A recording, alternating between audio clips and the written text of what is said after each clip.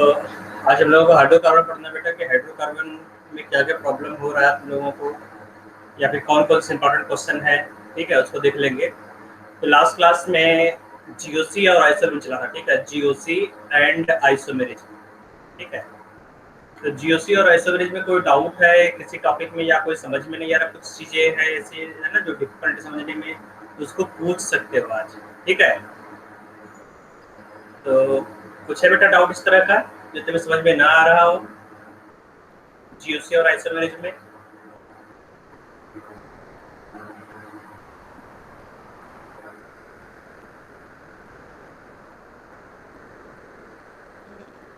Sir आप कुछ WhatsApp पे भेजे थे, वो डाउट्स बता दो। क्या भेजा था? व्हाट्सएप पे। पूछो, क्वेश्चन पूछो, क्या था क्वेश्चन? सर व्हाट्सएप पे। व्हाट्सएप भेजा था? कब भेजा था? सर कल भेजा था। कब भेजा था? क्या नाम है? बक्सर? Yes sir.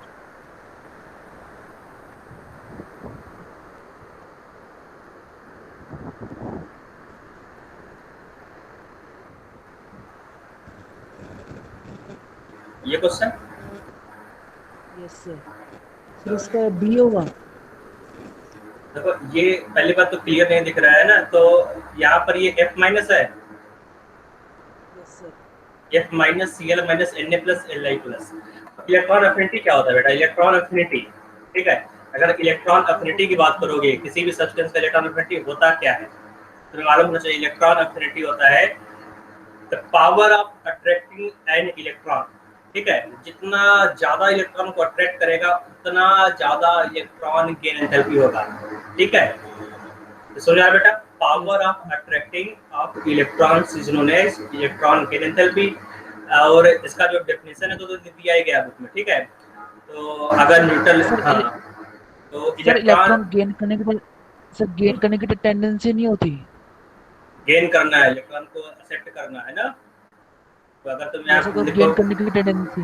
हाँ, तो अगर लिथियम प्लस सोडियम प्लस यहाँ दिया गया है, एक दिया गया F माइनस दिया गया, दूसरा दिया गया Cl माइनस, है ना।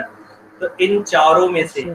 कौन ज्यादा इलेक्ट्रॉन को अट्रैक्ट करेगा, एक्सेप्ट करेगा, ठीक है।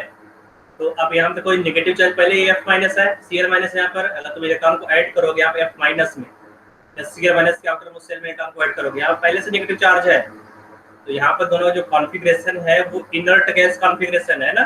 तो F माइनस मतलब क्या होगा? नियॉन हो गया, Cl माइनस क्या हो गया? आर्गन हो गया, ठीक है।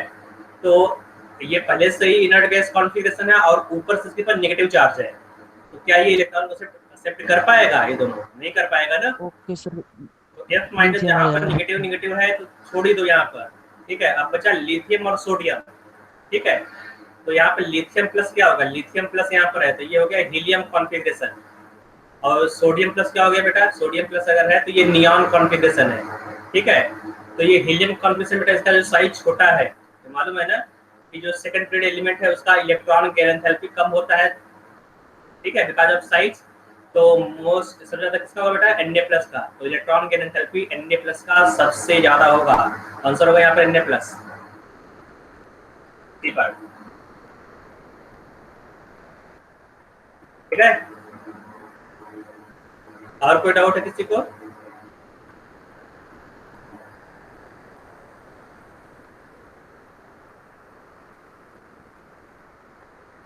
और कोई डाउट है बेटा? कोई दूसरा डाउट भी पूछ सकते हो, ठीक है। जरूरी नहीं ऑर्गेनिक का ही डाउट पूछना है, दूसरे टॉपिक का भी डाउट पूछ सकते हो, ठीक है। तो आगे चलते हैं, यहाँ पर हाइड्रोकार्बन को देखते लेते हैं यहाँ पर कि क्या क्या चीजें हाइड्रोकार्बन में है। यहाँ पर तुम्हें लगेगा कि हाँ ये थोड़ा सा डिफिकल्ट लग रहा है तो उसको बोल देना, मैं वहाँ थोड़ा उसको हाईलाइट कर दूंगा, ठीक है। आ जाते हैं hydrocarbon, compound of carbon and hydrogen are known as hydrocarbon, ठीक है। उसके बाद है क्लासिफिकेशन ऑफ हाइड्रोकार्बन। जो क्लासिफिकेशन तुम्हें मालूम है कि जो हाइड्रोकार्बन है, हाइड्रोकार्बन को दो पार्ट में क्लासिफाई किया गया, एलिफेटिक, एरोमेटिक। जो एलिफेटिक हाइड्रोकार्बन है तो या तो वो एलिसाइक्लिक होगा ओपन चेन, या फिर साइक्लिक होगा क्लोज्ड चेन होगा, है ना। और फिर उसके बाद जो हाइड्रोकार्बन है उसको एक तरह से और भी क्लासिफाई किया गया है, वो उसका सैचुरेटेड, दूसरा होता है अनसैचुरेटेड।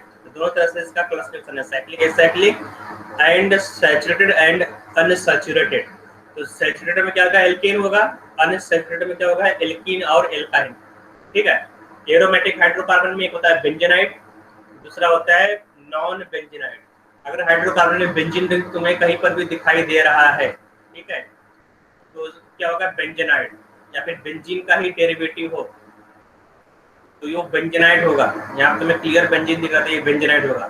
नॉन बेंजीनाइट कुछ ऐसे भी है ना एरोमेटिक कंपाउंड्स होते हैं जो बेंजीन का डेरिवेटिव नहीं होता, या फिर बेंजीन वहां पर तुम्हें नहीं दिखाई देगा, उसको तुम नॉन बेंजीनाइट बोलोगे। ठीक है, तो हमें बेंजीनाइट पढ़ना है, नॉन बेंजीनाइट को नहीं पढ़ना है यहाँ पर। ठीक है, केवल एरोमेटिक्स देखना है कि क्या नॉन बेंजीनाइट एरोमेटिक है या नहीं है, बस इतना ही हमारे सिलेबस में है। ठीक है, आ जाते हैं एल्केन्स में। जो एल्केन्स है, एल्केन्स का जनरल फार्मूला CnHTn+2 है। तुमने बचपन से पढ़ते आए हो बेटा, है ना, क्लास 9th में 10th में पढ़ा है तुमने। उसके बाद है all the carbon are single bonded that is sp3 hybridised. तो एल्केन में जितने भी कार्बन है सबका हाइब्रिडेशन क्या होगा, sp3। ठीक है, तो यहाँ पर जितने भी कार्बन तुम्हें दिख रहा है सबके सब sp3 हाइब्रिडाइज्ड होगा। ठीक है, आगे है कन्फर्मेशंस ऑफ एल्केन। ठीक है, तो कन्फर्मेशन वैसे हम लोग पढ़ना होता है एल्केन में। दो कन्फर्मेशन पॉसिबल होता है, एक होता है एक्लिप्स, ठीक है, दूसरा होता है स्टैगर्ड। तो ये एक्लिप्स है, तो अगर एक ग्रुप दूसरे ग्रुप को पूरा पूरा सुपर इम्पोज कर दे, ठीक है, पीछे वाले कार्बन को फ्रंट वाला कार्बन पूरा पूरा सुपर इम्पोज कर दिया है, तो जगह एक्लिप्स फॉर्म। और अगर एक ग्रुप दूसरे के मैक्सिमम डिस्टेंस पर हो तो उसको स्टैगर्ड बोलोगे। अगर देखा जाए तो स्टैगर्ड का स्टेबिलिटी एक्लिप्स ज्यादा होता है। क्यों होता है, because of less repression between similar group. ठीक है, तो अगर रिप्रेशन कम होगा तो स्टेबिलिटी ज्यादा होगा। स्टैगर्ड कन्फर्मेशंस यहाँ पर दिया गया है। इसके बाद शॉहर्स प्रोजेक्शन इसका है ना, ये जो प्रोजेक्शन है ये शॉहर प्रोजेक्शन है। और ये प्रोजेक्शन बेटा न्यूमैन प्रोजेक्शन होता है ना, जहाँ पर इस तरह सर्कल हो, है ना, ये न्यूमैन प्रोजेक्शन हो जाएगा। इसके बाद प्रिपरेशन ऑफ एल्केन्स। तुम एल्केन्स को कैसे प्रिपेयर करोगे। एक तो और बेटा यहाँ पर साइक्लोहेक्सेन है ना, साइक्लोहेक्सेन का भी कन्फर्मेशन पूछता है। ठीक है, जो साइक्लोहेक्सेन है, तो साइक्लोहेक्सेन का दो कन्फर्मर होता है बेटा, है ना, एक होता है तुम्हारा चेयर फॉर्म और दूसरा होता है बोट फॉर्म। ठीक है, तो ये होगा तुम्हारा बोट फॉर्म और दूसरा हो गया चेयर फॉर्म। तो जो चेयर फॉर्म है, चेयर टाइप का दिखता है यहाँ पे इस तरह से, है ना, तो ये बोट फॉर्म है, ये चेयर फॉर्म है। तो इन दोनों में जो चेयर फॉर्म है वो होता है स्टैगर्ड, ये स्टैगर्ड कन्फर्मर है। और जो बोट फॉर्म है ये होता है इक्लिप्स्ड। ठीक है, इक्लिप्स्ड कन्फर्मर। जो इक्लिप्स्ड कन्फर्मर का स्टेबिलिटी कम होता है, तो तुम स्टेबिलिटी की बात करोगे तो स्टेबिलिटी किसका ज्यादा होगा, स्टैगर्ड का ज्यादा होगा और इक्लिप्स्ड का कम होगा। ठीक है, ये साइक्लोहेक्सेन का ही दो फॉर्म है। तो यहाँ पर जो बॉन्ड एंगल आता है वो होता है 109 डिग्री 28 मिनट। ठीक है, यहाँ पर भी जो बॉन्ड एंगल आएगा वो भी एग्जैक्ट वही होता है 109 डिग्री 28 मिनट। यहाँ पर जो बॉन्ड एंगल है दोनों का सेम होता है। ठीक है, तो जो यहाँ पर स्टेबिलिटी की बात करोगे तो स्टेबिलिटी इक्लिप्स फॉर्म और स्टैगर्ड फॉर्म से हम लोग देखते हैं कि किसका स्टेबिलिटी ज्यादा है, किसका स्टेबिलिटी कम है। ठीक है, एक और चीज बेटा यहाँ पर टाइप ऑफ बॉन्ड्स के बारे में पूछता है कि यहाँ पर जो बोट फॉर्म और चेयर फॉर्म है इसका उसमें कौन कौन से बॉन्ड होते हैं, है ना। तो पहले तुम्हें बॉन्ड बनाने आना चाहिए बेटा। तो अगर इस तरह से स्टैगर्ड फॉर्म तुम बना रहे हो, ठीक है, ये स्टैगर्ड फॉर्म है मतलब चेयर फॉर्म। इसमें बॉन्ड कैसे बनाओगे, तो यहाँ पर दो टाइप का बॉन्ड होता है, एक होता है एक्सियल बॉन्ड, ठीक है, जो वर्टिकल बॉन्ड होते हैं। ठीक है, वर्टिकल बॉन्ड को क्या बोलोगे, एक्सियल बॉन्ड। ठीक है, तो वर्टिकल बॉन्ड बनाओ कैसे, एक अप होगा तो उसके अगल बगल वाले दोनों डाउन होगा। ठीक है, up down up down up down, इस तरह से बनाओगे। ठीक है, तो ये जो ग्रीन वाला लाइन है ये क्या होगा बेटा, ये है तुम्हारा, है ना, इस वाले को क्या बोलोगे बेटा, एक्सियल। ठीक है, एक्सियल बॉन्ड्स बोलोगे। यहाँ पर कोई ग्रुप जुड़ा हुआ होगा, मतलब हाइड्रोजन है तो यहाँ पर जो हाइड्रोजन होगा उसको एक्सियल हाइड्रोजन बोलोगे। और जो दूसरे टाइप का बॉन्ड है उसको इक्वेटोरियल बोलोगे। ठीक है, तो इस तरह से इससे 10 अप्रॉक्सीमेटली यहाँ पर 109 डिग्री 28 मिनट का एंगल क्रिएट करते हुए यहाँ पे बनाओगे इक्वेटोरियल, ठीक है, इक्वेटोरियल बाउंड्स। देखो यहाँ पे जो एंगल है 109 डिग्री, यहाँ पे जो एंगल है 109 डिग्री है ना, और यहाँ पे जो एंगल बेटा वो क्या बनाओगे 109 डिग्री, 109 डिग्री 28 मिनट, ठीक है। तो जैसे यहाँ पर भी जो एंगल है 109 डिग्री 28 मिनट एंगल यहाँ पर इस तरह से बनाओगे, है ना। तो जो ग्रीन लाइन यहाँ पर ग्रीन वाला एक्सियल है, और ब्लू वाला क्या है बेटा इक्वेटोरियल, इक्वेटोरियल बॉन्ड्स, ठीक है। इस तरह से दो टाइप के बॉन्ड्स होते हैं यहाँ पर, एक्सियल बॉन्ड्स और इक्वेटोरियल बॉन्ड, ठीक है। तो ये तुम लोगों को मालूम होना चाहिए, है ना। और इसके बाद इसका अगर न्यूमेन प्रश्न बनाना हो तुम लोगों को, इसी का अगर न्यूमेन प्रश्न बताना हो, अगर इसका न्यूमेन प्रश्न तुम्हें बनाना हो,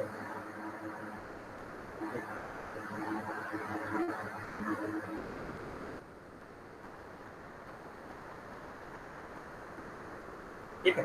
तो न्यूमेन कैसे बनाओगे, तो इन दोनों को बैक मान लो, इन दोनों को फ्रंट मान लो, ठीक है। तो इस तरह से बन जाएगा कि यहाँ पर तुमने एक सर्कल बना दिया, तो यहाँ पर जो बैक वाला है इससे 3 बॉन्ड निकला होगा, फ्रंट वाले से भी 3 बॉन्ड निकले होंगे इस तरह से, है ना। और इन दोनों को इस तरह से मिला दोगे, ठीक है। बैक वाले को बैक वाले से मिलाओगे, तो यहाँ पर एक गॉस सर्कल बना देना है तुम लोगों को इस तरह से, ना। बैक वाला बैक से बॉन्ड बनाएगा, फ्रंट वाला फ्रंट से।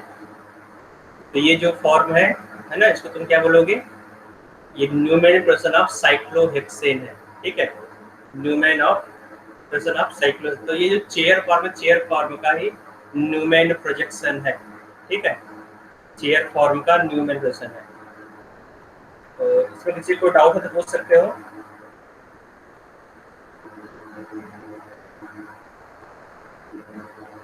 यहाँ पे तुम देख सकते हो बेटा किस तरह से बनाया जा सकता है इसका चेयर कन्फर्मर, है ना।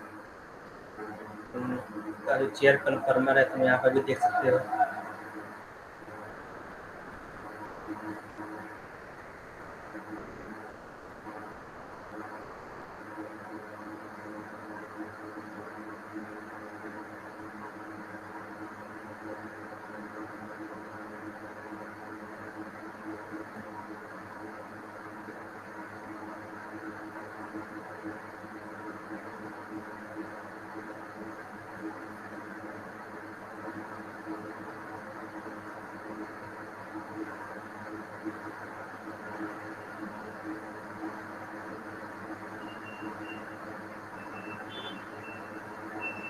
दो बन गया यहाँ पर, एक्चुअली एक ही बनाना था।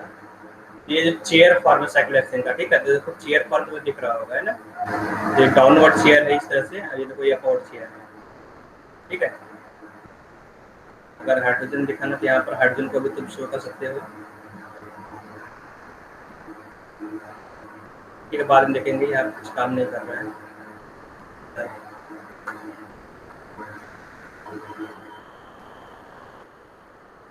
ये तुम्हारा बेटा न्यूमेन क्वेश्चन हो गया। तो याद रखना बेटा यहाँ पर जो पूछता है एक्चुअली बॉन्ड के बारे में पूछता है, ठीक है।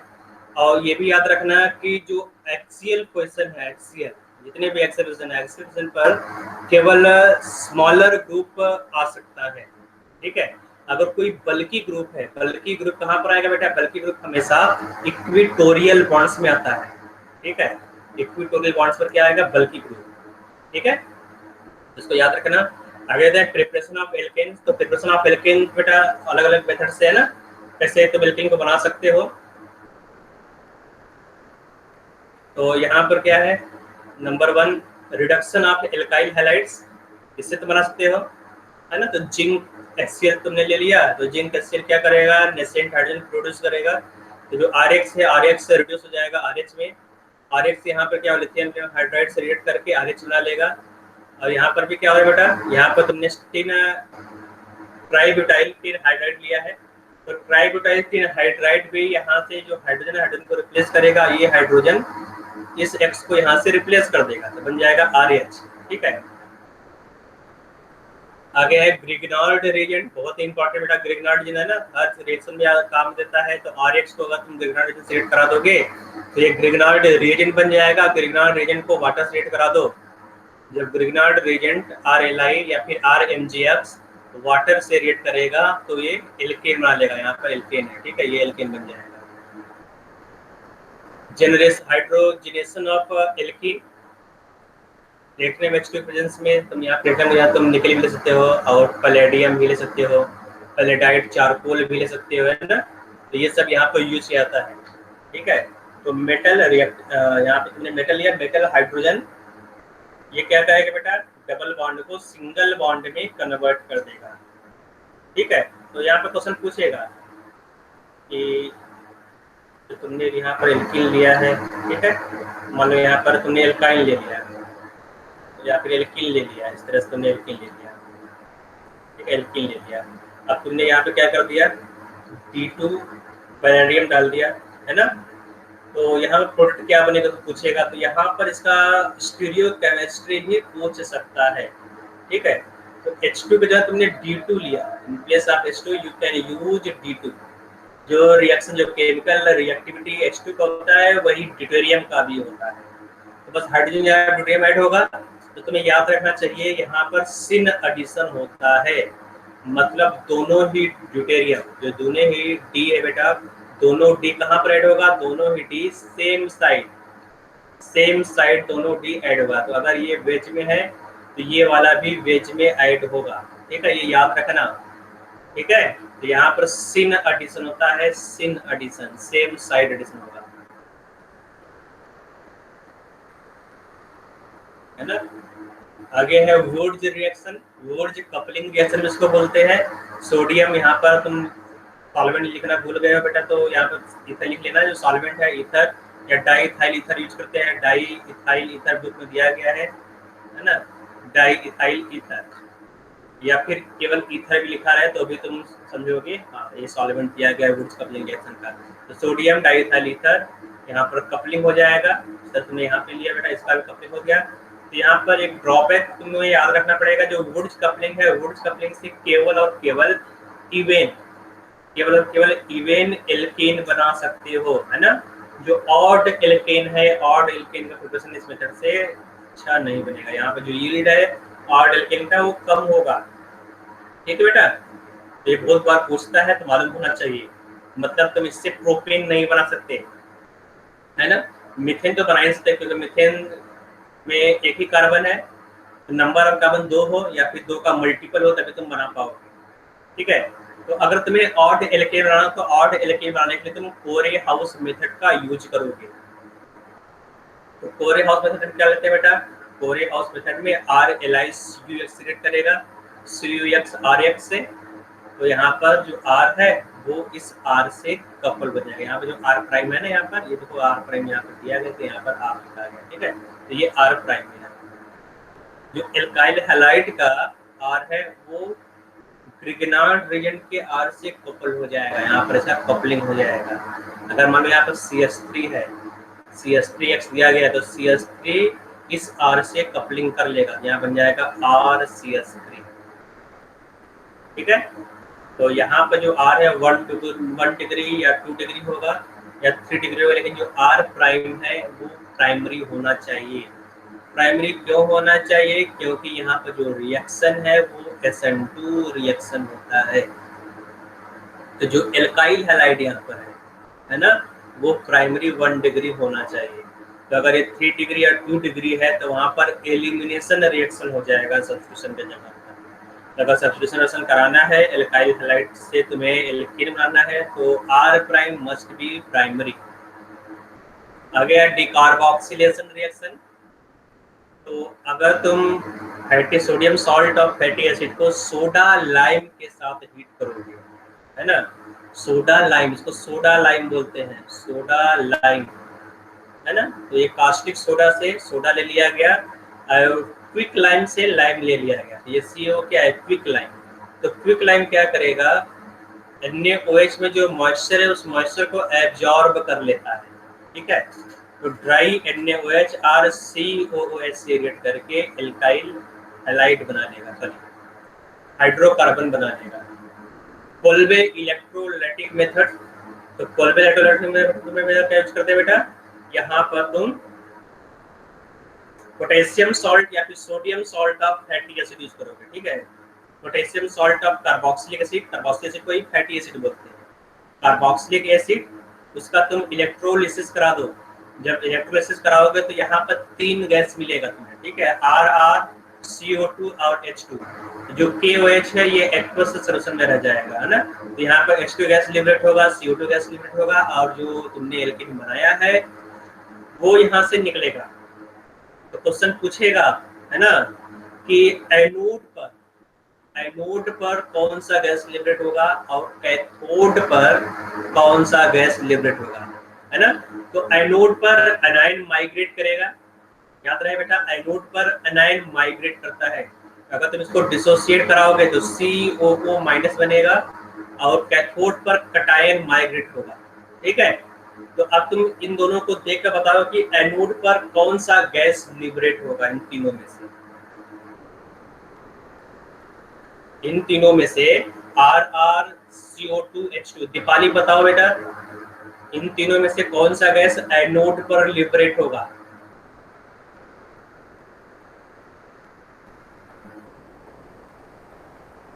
तो सर H2 होना चाहिए।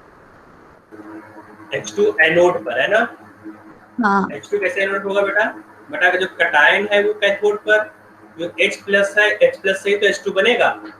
अब कटायन हाँ। कहाँ पर माइग्रेट करेगा, जो कटायन H प्लस है वो कैथोड पर माइग्रेट करेगा, ठीक है। तो कैथोड पर जो H2 है, H2 गैस, वो कैथोड पर लिबरेट होगा। समझा रहे बेटा, तो कटायन यहाँ पे कटायन है H प्लस, तो H प्लस से H2 बनेगा, और H2 कहाँ पर लिबरेट होगा, कैथोड पर। और RCOO माइनस, है ना, ये एनायन है, तो एनायन कहाँ जाएगा, एनोड पर जाएगा। तो एनायन से क्या मिलेगा तुम्हें, RR मिलेगा, और CO2 गैस यहाँ से निकल जाएगा, ठीक है। तो RR और CO2 दोनों ही गैस एनोड पर मिलेगा। इन दोनों गैस को तुम्हें सेपरेट करना पड़ेगा। जो एल्केन तुमने मिला है और जो कार्बन डाइऑक्साइड गैस है, दोनों सेम ही एनोड पर मिलेगा, सेम इलेक्ट्रॉन मिलेगा, एनोड पर मिलेगा। तो दोनों को सेपरेट करना जरूरी है, तुम आगे यहाँ पे इसको सेपरेट करना करोगे। तो केमिकल प्रॉपर्टी पर आते हैं, केमिकल प्रॉपर्टी ऑफ एल्केन, है ना। तो केमिकल प्रॉपर्टी में तुम्हें पढ़ना है हैलोजिनेशन रिएक्शन, जैसे मालूम है, इनिशिएशन, प्रोपगेशन, टर्मिनेशन स्टेप, ठीक है। ये लास्ट वाला स्टेप है, इसको टर्मिनेशन स्टेप बोलोगे। नाइट्रेशन रिएक्शन बेटा, नाइट्रेशन रिएक्शन पूछता है, तो नाइट्रेशन रिएक्शन है, भी बहुत कम पूछेगा, लेकिन याद होना चाहिए, एनसीईआरटी में दिया गया नाइट्रेशन रिएक्शन। तो nitration of alkane is made by heating vapor of alkane and HNO3 at about 400 degrees Celsius to give nitroalkanes. This is also known as vapor phase nitration, ठीक है। वेपर फेज नाइट्रेशन मतलब जो HNO3 है उसको vaporise करना पड़ेगा 400 degree Celsius पर। ये जो HNO3 है वो बॉइल होकर वेपर बना लेगा।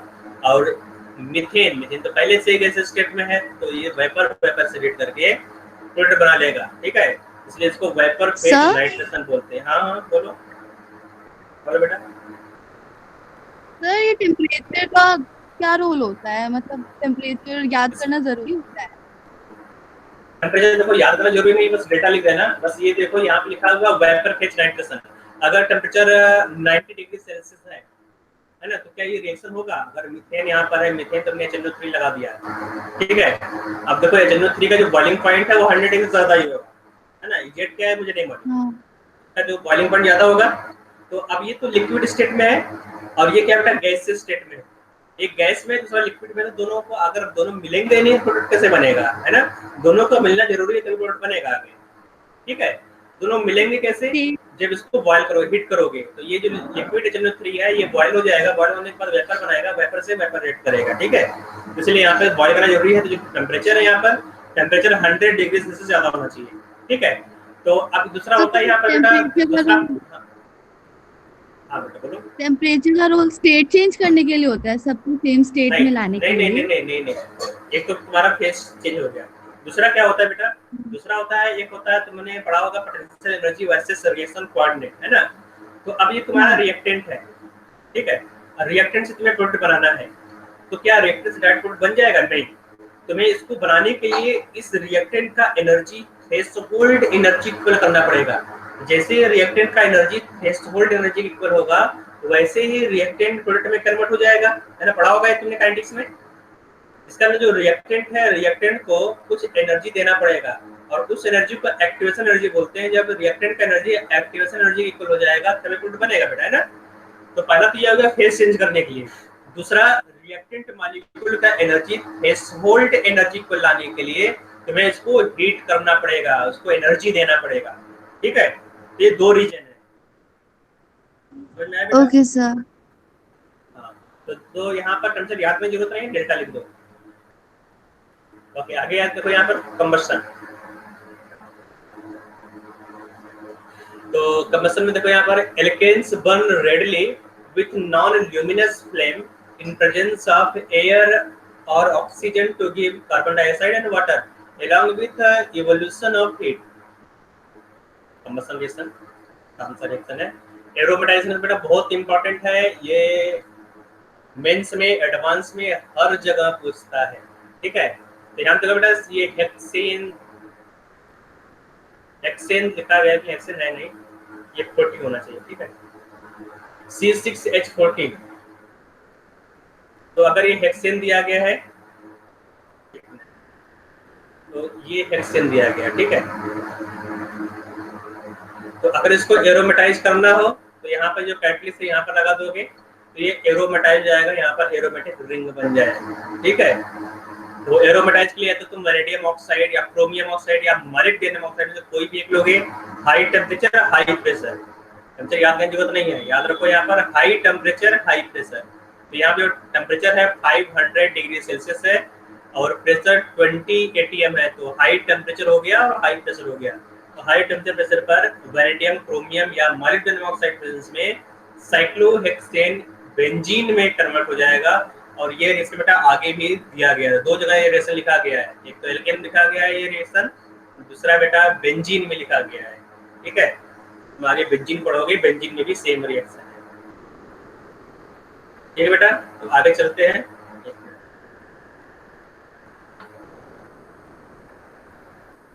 आगे है ऑक्सीडेशन ऑफ 3 डिग्री एल्केन। तो यहाँ पर जो ऑक्सीडेशन होगा बेटा याद रहे, ऑक्सीडेशन यहाँ पे केवल 3 डिग्री एल्केन का ही होगा, है ना? अगर 2 डिग्री एल्केन है या प्राइमरी एल्केन तो वहां पर ऑक्सीडेशन रिएक्शन नहीं होगा। तो R3CH in presence of KMnO4 gives R3CH, है ना? तो ये एल्कोहल बन जाएगा R3CH, इस तरह से अगर दिया गया है तो KMnO4, तो यहाँ पर जो H है वो OH में कन्वर्ट हो जाएगा, ठीक है?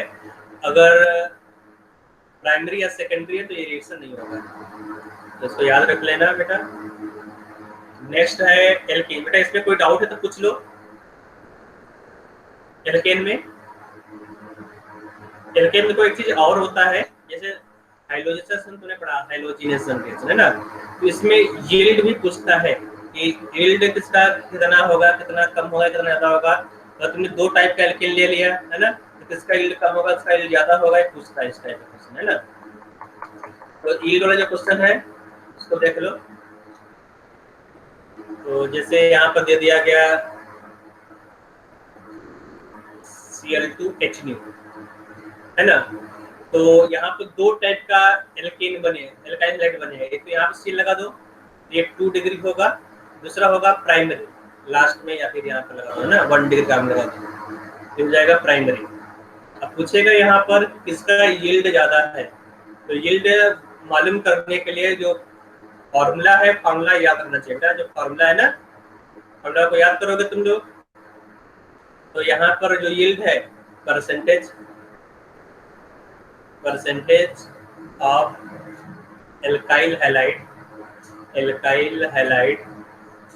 by replacing 1 degree hydrogen.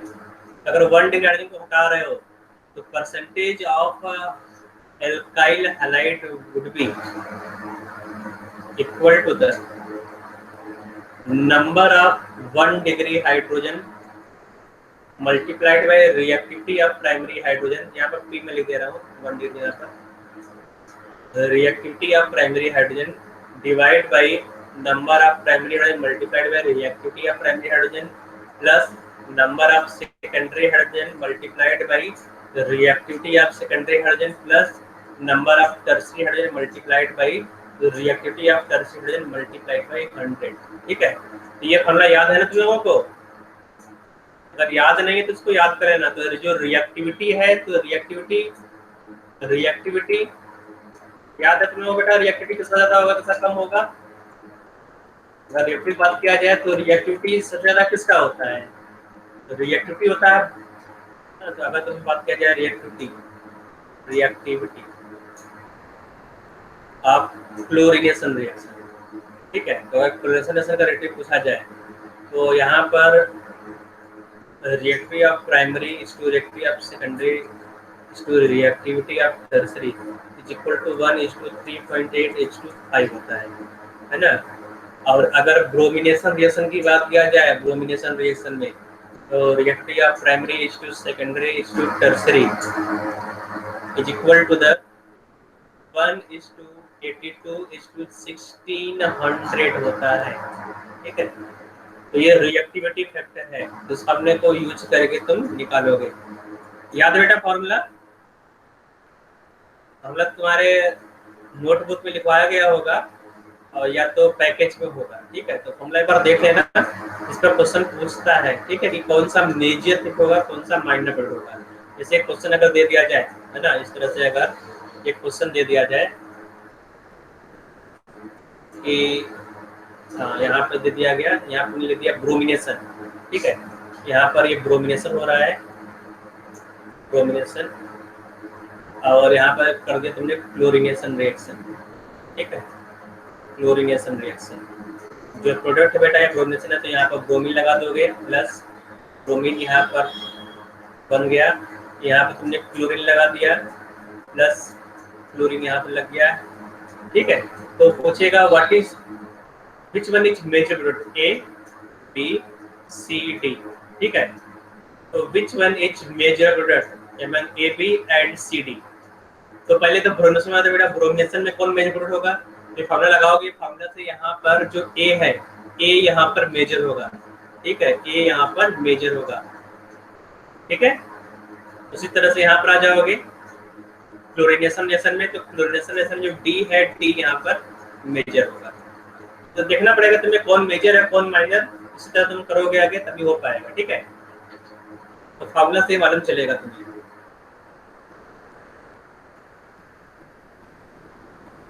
Alkenes, alkenes का दूसरा नाम ओलिफिन्स है।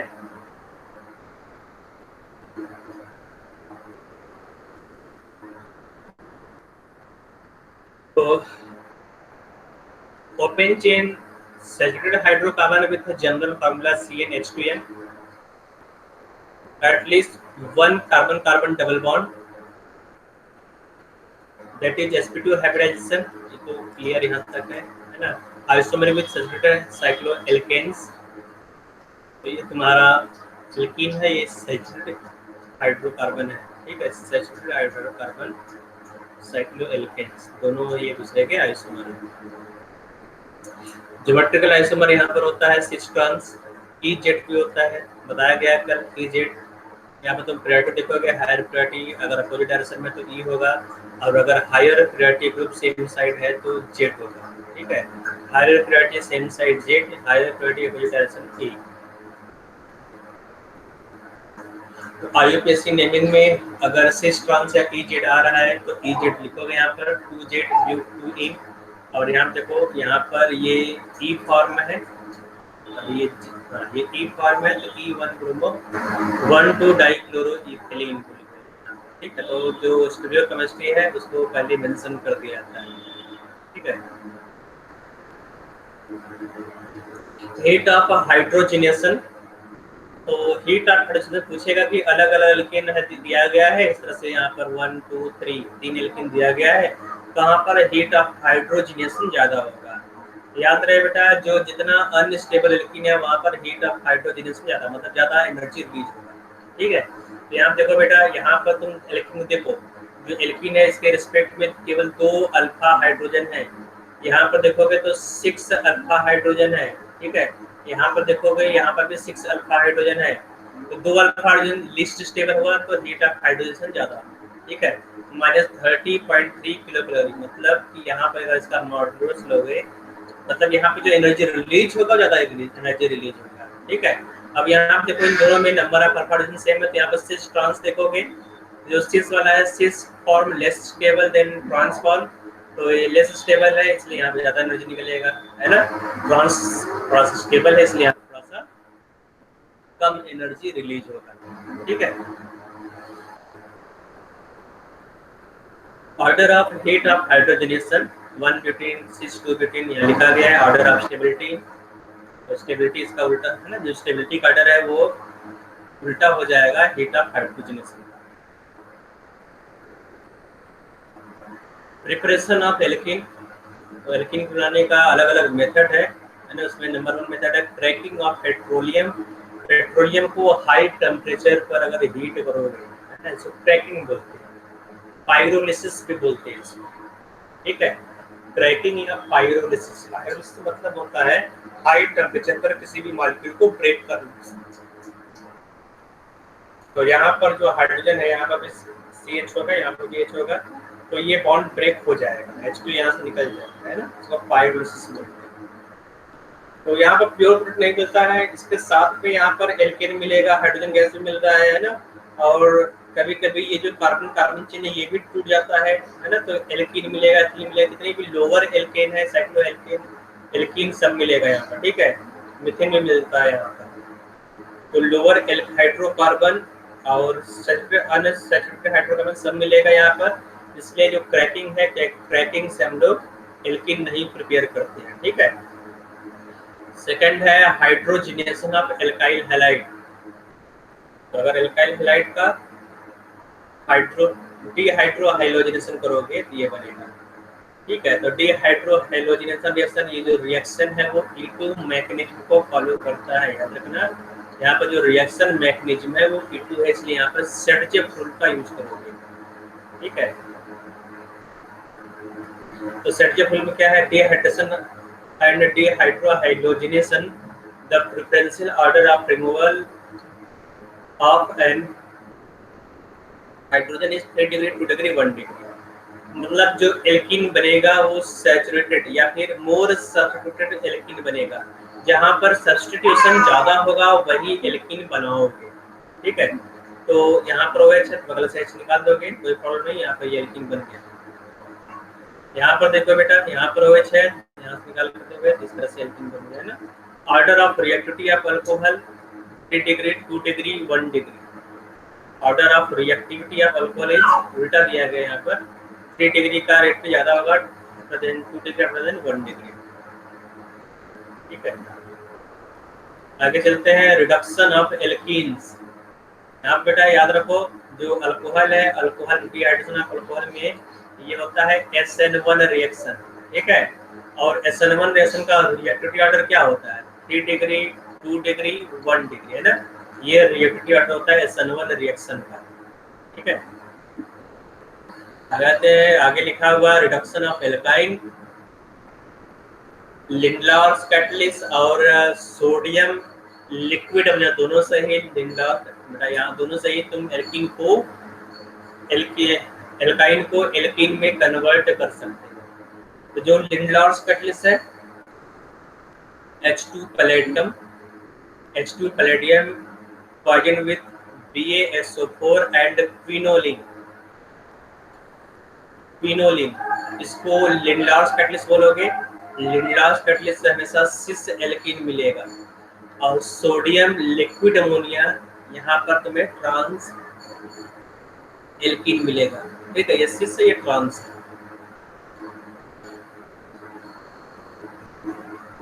कुछ केमिकल प्रॉपर्टी है एल्कीन का, उसको देख लेंगे हम लोग। तो केमिकल प्रॉपर्टी यहाँ दिखा गया है, पहला है हैलोजेंस, रिएक्टिव विद हैलोजेंस। तो अगर हैलोजेंस रिएक्ट कराओगे तो जो डबल बॉन्ड है, डबल बॉन्ड पर, ठीक है, CH2 डबल बॉन्ड है CH2, इस पे एथिलीन डाई हैलाइड बन जाएगा, जिसमें एथिलीन डाई हैलाइड। तो यहाँ पर भी X ऐड हो जाएगा, यहाँ पर भी X ऐड हो जाएगा, है ना, एथिलीन डाइहाइड। तो यहाँ पर Cl2 और ऐड होगा। जो फ्लोरीन है, फ्लोरीन का रिएक्टिविटी कम होता है। आयोडीन, आयोडीन का रिएक्टिविटी बेटा यहाँ पे जो फ्लोरीन है, फ्लोरीन और आयोडीन का यहाँ पे हम लोग नहीं लिखेंगे, ठीक है। वायलेंट केस होता है फ्लोरीन केस में, आयोडीन का रिएक्शन बहुत ही स्लो होता है। आगे है हाइड्रोहेलिक एसिड्स। तो हाइड्रोहेलिक मतलब HX कंडीशन करा दोगे यहाँ पर, इस तरह से HX ऐड हो जाएगा। मार्कोनिक ऑक्सीडेशन यहाँ बोलते हैं, तो मार्कोनिक ऑक्सीडेशन होगा, है ना। तो अगर इस तरह से तुम्हारा एल्कीन दिया गया है, तो जो मोर इलेक्ट्रोनेगेटिव पार्ट है, जहाँ पर नंबर ऑफ हाइड्रोजन कम है वहाँ पर इलेक्ट्रोनेगेटिव पार्ट ऐड हो जाएगा, ठीक है। और जो इलेक्ट्रोपॉजिटिव वाला पार्ट होता है यहाँ पर ऐड होगा इलेक्ट्रोपॉजिटिव। आगे है हाइपोहाइलस। तो अगर तुम यहाँ पर देखोगे तो इलेक्ट्रोनेगेटिविटी ऑक्सीजन का ज़्यादा होता है, हाइड्रोजन का कम होता है। जो हाइपोहाइलस एसिड है वो X+ और OH- के फॉर्म में रहेगा। तो अगर इसमें ऐड कराना है तो OH- यहाँ पर ऐड होगा, याद रखो, जहाँ पर संश्लेषण ज़्यादा है वहाँ पर OH- ऐड होगा और X यहाँ पर ऐड होगा, ठीक है। तो ये है सल्फ्यूरिक एसिड गोल्ड।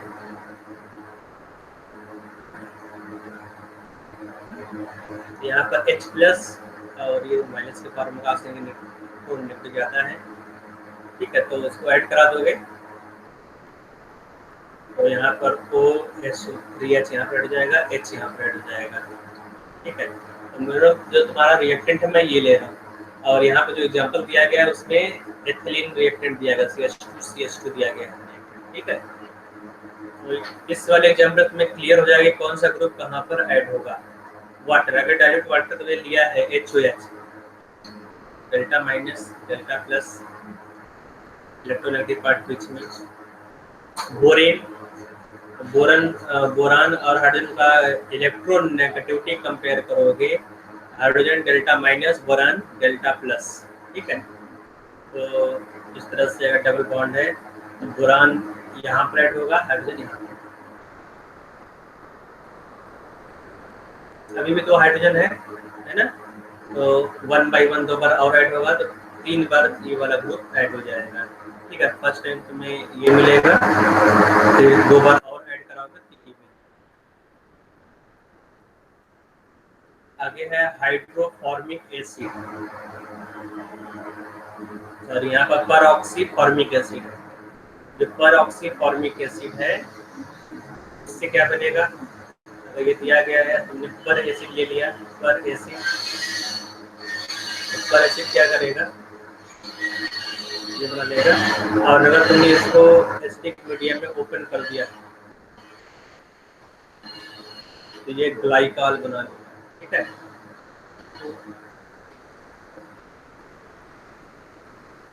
H2O+ के प्रेजेंस में ये होगा, ठीक है। अगर H2O+ नहीं है तो नाभिक रिएक्शन स्टॉप हो जाएगा, बस यही तक रुक जाएगा रिएक्शन। आगे है addition of hydrogen halide to alkene.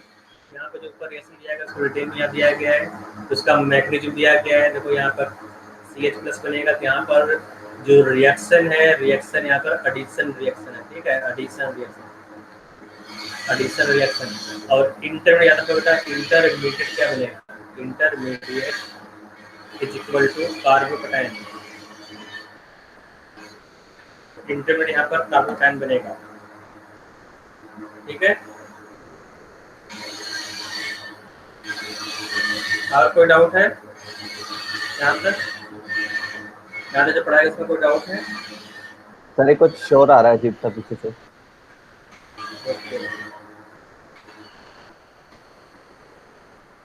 Construction चल रहा है, इसी का कुछ हो रहा होगा, तो देर साथ हो जाएगा, ठीक है।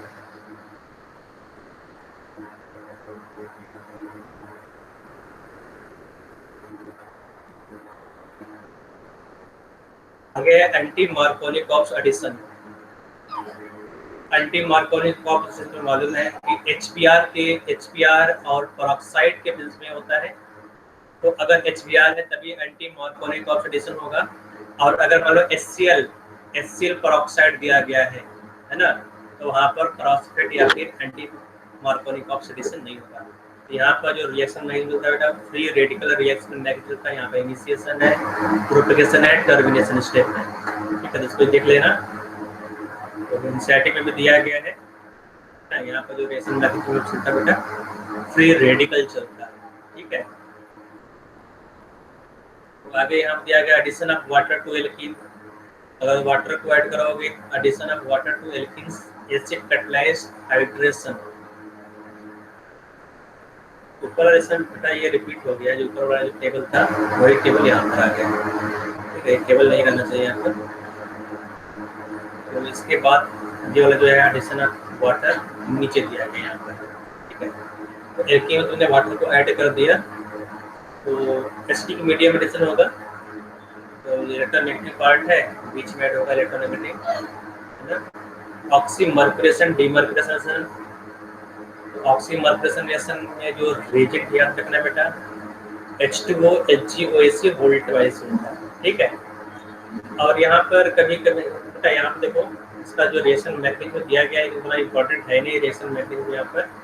तुम्हें ये मालूम होना चाहिए बेटा कि कौन सा ग्रुप कहाँ पर ऐड हो रहा है। ठीक है, तो जो OH देखो, जो OH यहाँ पर है ना, वो वाटर से आया है। मतलब OH यहाँ पर कहाँ से मिलेगा बेटा, वाटर से।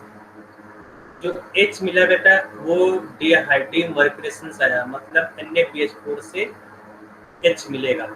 ठीक है, पर यहाँ पर कुछ दूसरा क्वेश्चन दे जिस दे दिया D2O and D2O HgOAc volt wise in presence of NaBH4, है ना। तो याद है बेटा, यहाँ का जो वाटर है, वाटर यहाँ पर तुमने ड्यूटराइट वाटर ले लिया है। ठीक है, तो यहाँ पर जो प्रोडक्ट बनेगा, जहाँ पर OH आना चाहिए वहाँ पर क्या होगा, वहाँ पर OD आ जाए। ठीक है, और जहाँ पर H है वहाँ पर तुम यहाँ पर हाइड्रोजन ही है, तो यहाँ पर तुम हाइड्रोजन को लगा दो, कोई बात नहीं। ठीक है, तो मालूम होना चाहिए चीज़ें, तो किस स्टेप से क्या आ रहा है। OH फर्स्ट स्टेप से आ रहा है बेटा, ऑक्सीमर्कुरेशन स्टेप से, और जो H है वो डीमर्कुरेशन स्टेप से आ रहा है। डीमर्कुरेशन से हो रहा है बेटा NaBH4 जो रिड्यूसिंग एजेंट है, वहां से H मिलेगा। नेक्स्ट इंपॉर्टेंट रिएक्शन है हाइड्रोबोरेशन ऑक्सीडेशन, इसको HBO रिएक्शन बोलते हैं। और ऊपर वाला रिएक्शन बेटा OMD रिएक्शन भी इसको बोलते हैं, ऑक्सीमर्कुरेशन डीमर्कुरेशन OMD। हाइड्रोबोरेशन ऑक्सीडेशन में तो पहले क्या होगा, हाइड्रोबोरेशन होगा।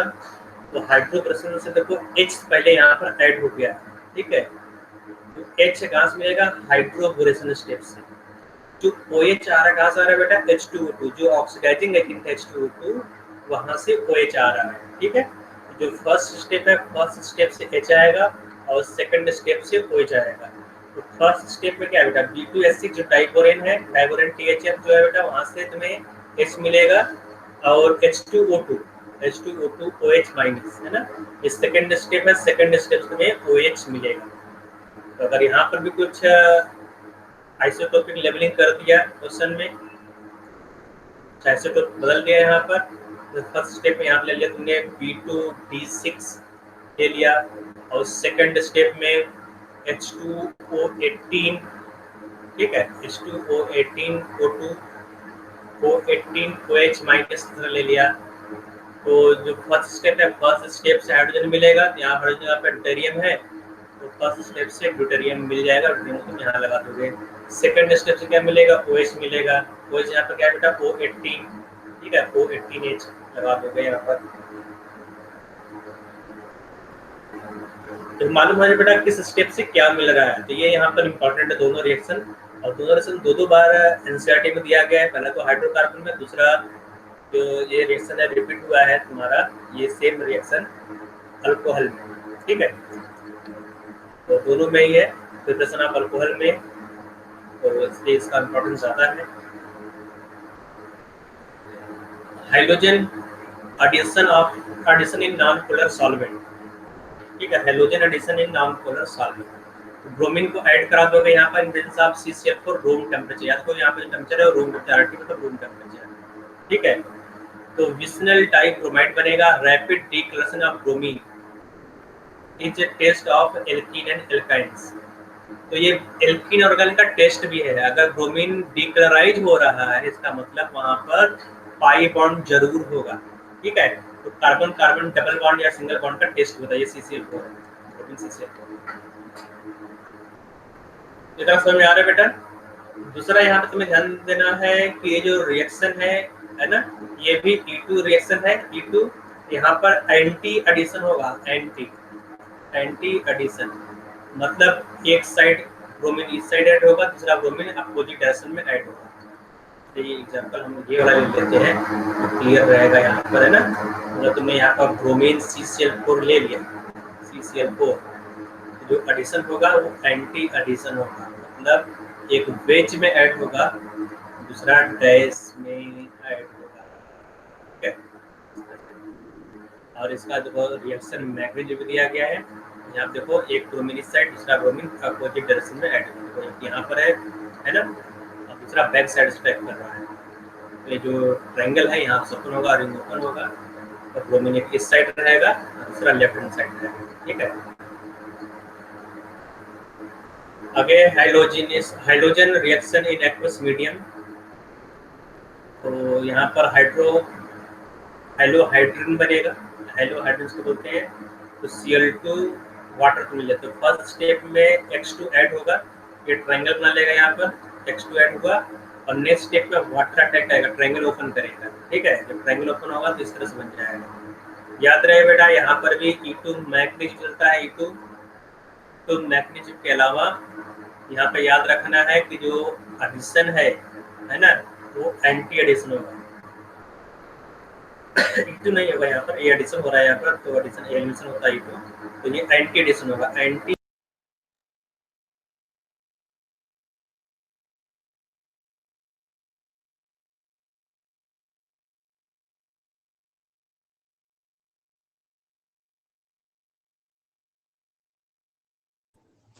सर आपकी आवाज नहीं आ रही है।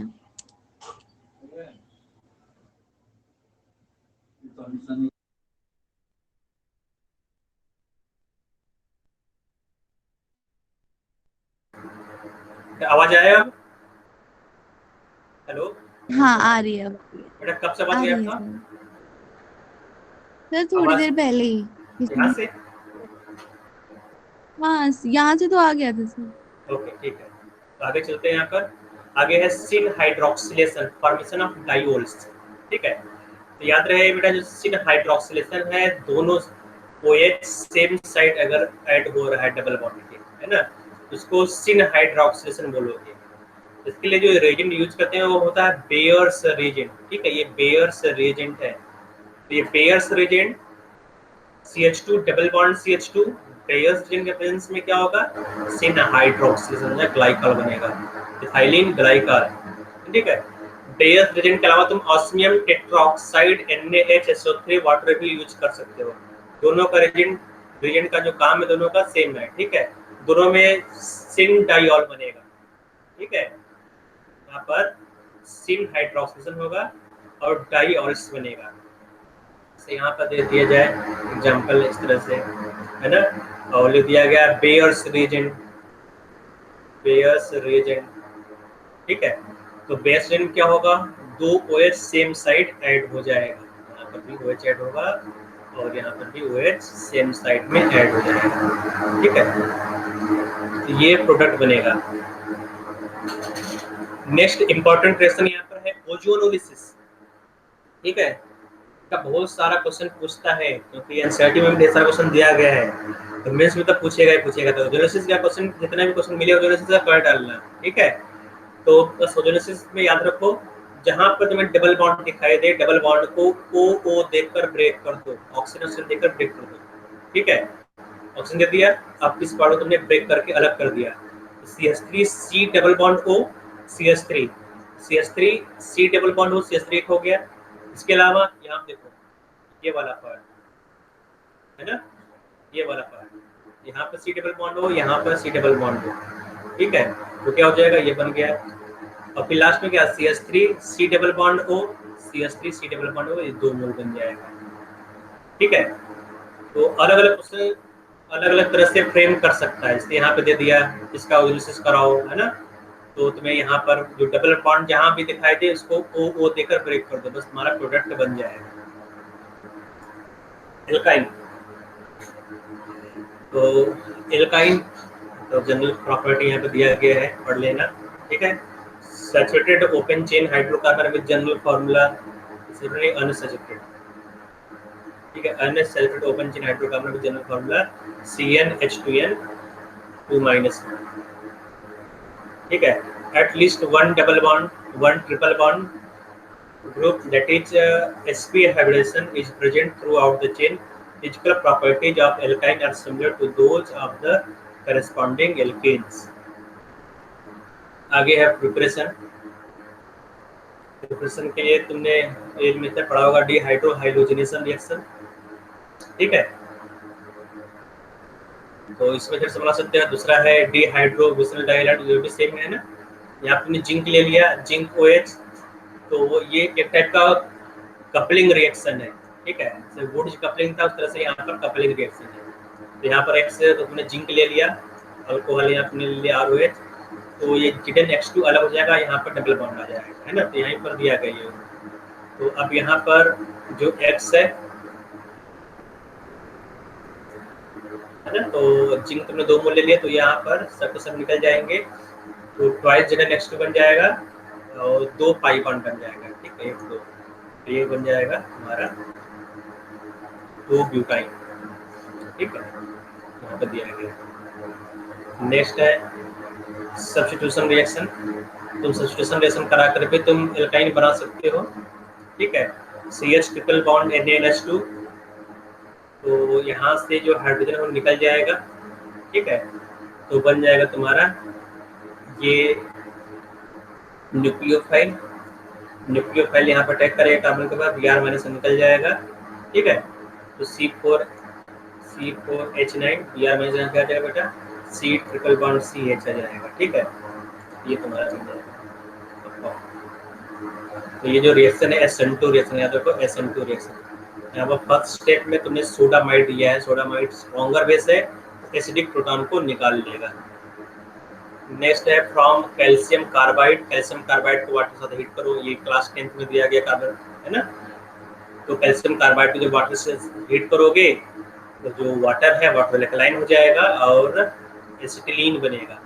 कोल्बे इलेक्ट्रोलिसिस, जो कोल्बे इलेक्ट्रोलिसिस है बेटा, जब इसका इलेक्ट्रोलिसिस करोगे तो CH ट्रिपल बॉन्ड CH बन जाएगा, ठीक है। CH triple bond CH।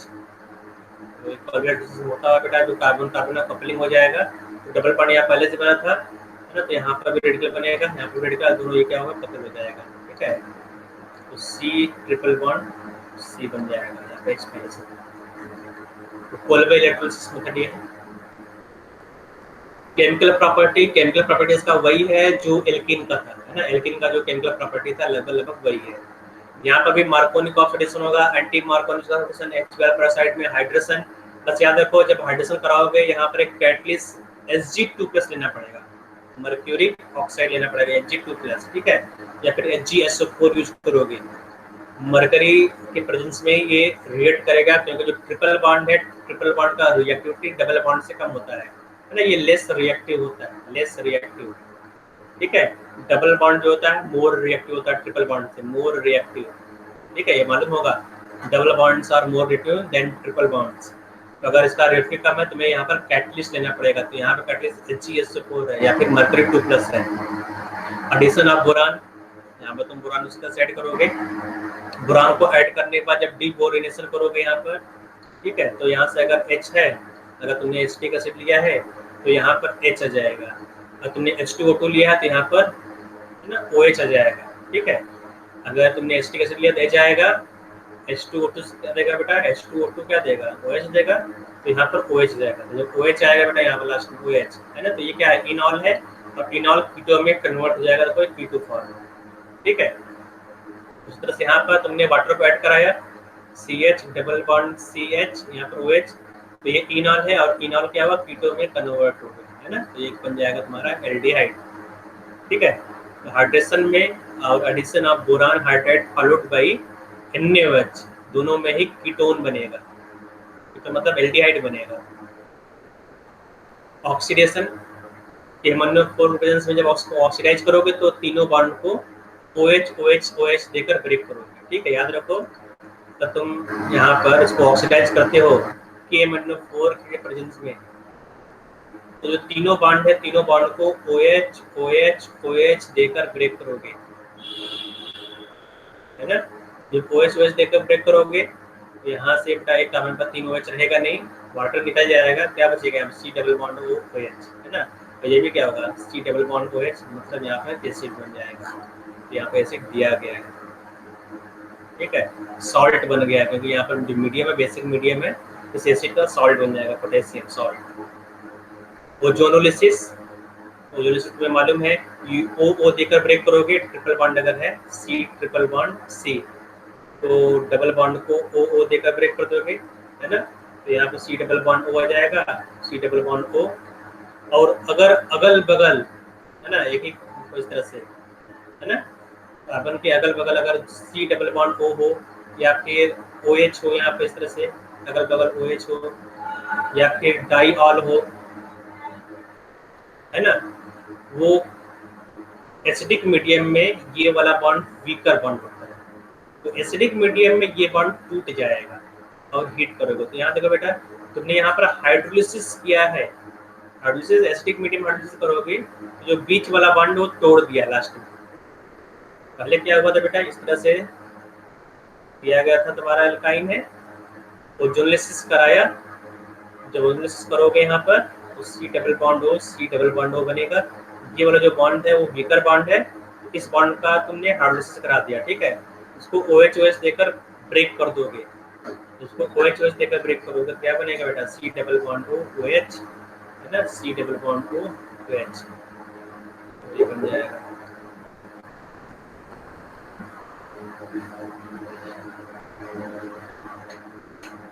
आगे है साइक्लिक पॉलीमराइजेशन, तो ये तो बहुत काफी बेसिक सा क्वेश्चन है, ठीक है, एनसीईआरटी में दिया गया, याद रखना। ऐसे भले ही लेकिन पूछता है, ठीक है। रेड हॉट ट्यूब में अगर तुम एसिटिल गैस को पास करोगे तो बेंजीन बन जाएगा, कैटलिस्ट यहाँ पर निकल। एरोमेटिक कंपाउंड्स, है ना, जो एरोमेटिक कंपाउंड्स है, एरोमेटिसिटी क्या होता है तो मालूम होना चाहिए। एरोमेटिक कंपाउंड्स में cyclic compound, planar delocalization of electron all over the ring, Huckel's rule follow होना चाहिए। हकर्स रूल क्या बेटा, 4n+2 पाई इलेक्ट्रॉन का कंप्लीट डीलोकलाइजेशन, बेंजीन टॉल्यूइन, है ना। तो यहाँ पर बेटा केवल रिंग को दिखाया जाता है, जो साइड चेन है साइड चेन को नहीं देखोगे। आवाज आ रही है ना, आवाज आ रहा है ना, क्या बोलते हैं ना, आवाज कहीं भी गायब हो तुरंत बोल देना कि आवाज नहीं आ रहा है, ठीक है। तो जो साइड चेन है, साइड चेन एरोमेटिक में पार्टिसिपेट नहीं करता, उसको नहीं देखोगे। जो रिंग वाला पार्टिकल उसको देखोगे, अगर रिंग एरोमेटिक हो गया तो पूरा मॉलिक्यूल एरोमेटिक हो जाएगा, ठीक है। जैसे क्यूमीन हो गया, आइसोप्रोपाइल क्यूमीन, यहाँ बेंजीन तुम्हें दिख रहा है, बेंजीन एरोमेटिक है, तो पूरा पूरा कंपाउंड क्या है, aromatic. Pyrrole 2+2+2 6 pi electron closed planar ring, तो पाइरोल क्या है, एरोमेटिक हो गया, ठीक है। बेंजीन क्या है, एरोमेटिक है, बेंजीन का जो डेरिवेटिव वो भी क्या होगा, एरोमेटिक, ठीक है। और यहाँ तुम्हें पढ़ना है बेंजीन, बेंजीन का स्ट्रक्चर दिया गया है, बॉन्ड एंगल दिया गया है, chemical reaction of benzene, sulphonation reaction, ठीक है, एसाइलेशन रिएक्शन, फ्रीडल-क्राफ्ट रिएक्शन यहाँ दिया गया है, फ्रीडल-क्राफ्ट रिएक्शन यहाँ पर है, क्लोरीनेशन, ब्रोमिनेशन, आयोडीनेशन रिएक्शन। याद रहे बेटा, जो आयोडीनेशन रिएक्शन है वहां पर हम लोग लेते हैं I2 in presence of HNO3, कोई ऑक्सीडाइजिंग एजेंट यूज करोगे, यहाँ पर FeCl3 या फिर Br3 यूज नहीं होता है, FeI3 यूज नहीं करोगे आयोडीनेशन में, है ना। यहाँ पर ऑक्सीडाइजिंग एजेंट यूज होता है आयोडीनेशन रिएक्शन में, ठीक है। तो ये आयोडाइड बन जाएगा यहाँ पर, nitration reaction, sulphonation, Friedel-Crafts reaction, ठीक है। अगर तुमने इसको केवल डायरेक्ट क्लोरीन डायरेक्ट सनलाइट में एक्सपोज कर दिया तो बेंजीन हेक्साक्लोराइड बन जाएगा, BHC बनता है, BHC, बेंजीन हेक्साक्लोराइड, ठीक है। तो इसका भी काफी यूज है, एग्रीकल्चर वगैरह यूज होता है इसका, है ना। तो आगे देते हैं यहाँ पर एंटी एरोमेटिक कंपाउंड्स, तो एंटी एरोमेटिक कंपाउंड्स में बस 4n+2 पाई इलेक्ट्रॉन, यहाँ पर 4n पाई इलेक्ट्रॉन का कंप्लीट डीलोकलाइजेशन होगा। 2 पाई इलेक्ट्रॉन यहाँ पर है, 2 पाई इलेक्ट्रॉन यहाँ पर, तो 4 पाई इलेक्ट्रॉन यहाँ पर हो गया, एंटी एरोमेटिक। यहाँ पर भी 4 पाई इलेक्ट्रॉन है, तो एंटी एरोमेटिक, दोनों ही एंटी एरोमेटिक कंपाउंड्स, ठीक है। और इसमें कोई डाउट है, पूछ सकते हैं बेटा, इससे कोई डाउट है?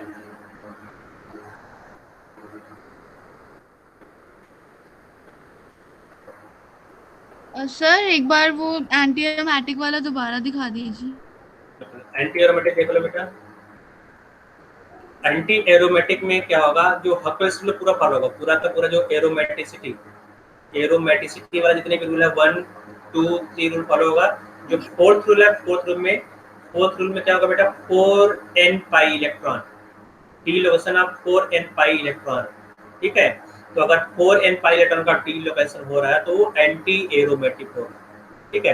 अगर तुम स्टेबिलिटी एटम की बात करोगे तो स्टेबिलिटी किस ज्यादा होगा बेटा, जो एरोमेटिक कंपाउंड है, एरोमेटिक का स्टेबिलिटी ज्यादा होगा किससे, नॉन एरोमेटिक कंपाउंड से, और नॉन एरोमेटिक का स्टेबिलिटी ज्यादा होगा एंटी एरोमेटिक कंपाउंड से, ठीक है, एंटी एरोमेटिक कंपाउंड से। तो ये हाईली अनस्टेबल कंपाउंड है, number of pi electron in ring is equal to 4n। और कोई डाउट है किसी को, क्वेश्चन भी पूछ सकते हो,